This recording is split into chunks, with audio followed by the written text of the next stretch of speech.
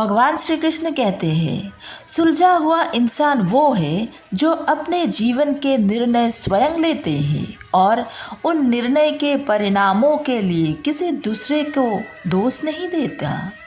जीवन में कभी किसी का भलाई व्यर्थ नहीं जाती। वो कब किस रूप में लौट कर आएंगे ईश्वर ही जानते हैं।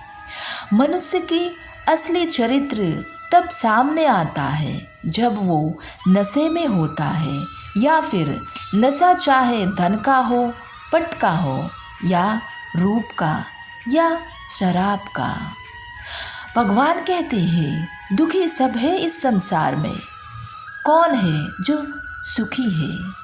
किसी को अपना दुख दर्द देता है तो किसी को दूसरे का सुख दर्द देता है। धर्म के विरुद्ध जो काम होता है वो अधर्म कहलाता है।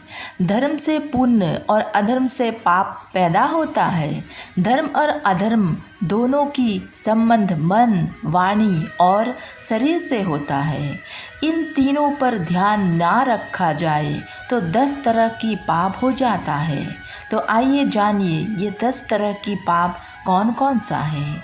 नंबर 1, दूसरे के धन को प्राप्त करने की प्लानिंग बनाना और कोशिश करना पाप है।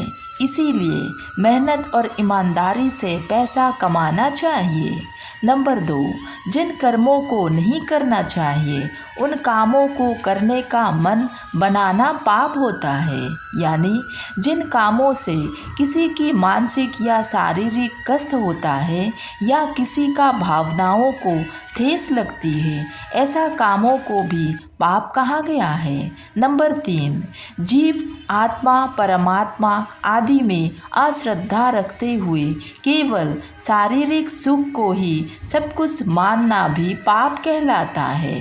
यानी स्वार्थी होकर जीवन नहीं जीना चाहिए।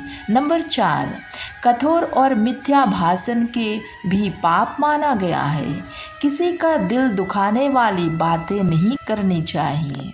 नंबर 5, परनिंदा करना भी पाप होता है, इसीलिए किसी की बुराई नहीं करनी चाहिए। नंबर 6, फालतू बातें करना भी पाप होता है। यानी जिन बातों का कोई मतलब ना हो ऐसी बातें बोलने से दूसरे इंसान के मन और भावनाओं पर गलत प्रभाव पड़ता है। नंबर 7, मन, वचन और कर्म से किसी के दुख पहुंचाना भी पाप कहलाता है।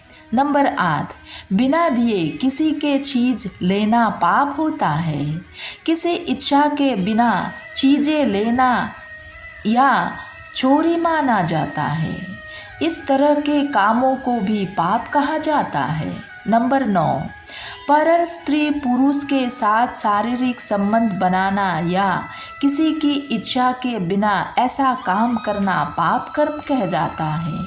नंबर 10, नास्तिक होना यानी भगवान में आस्था नहीं रखना भी पाप होता है। भगवान में आस्था नहीं होने से इंसान को गलत कर्म के दंड का डर नहीं रहता है और वो बिना डरे गलत काम करते रहता है।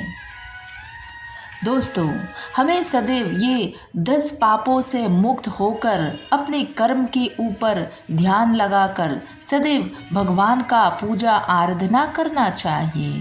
राधे राधे।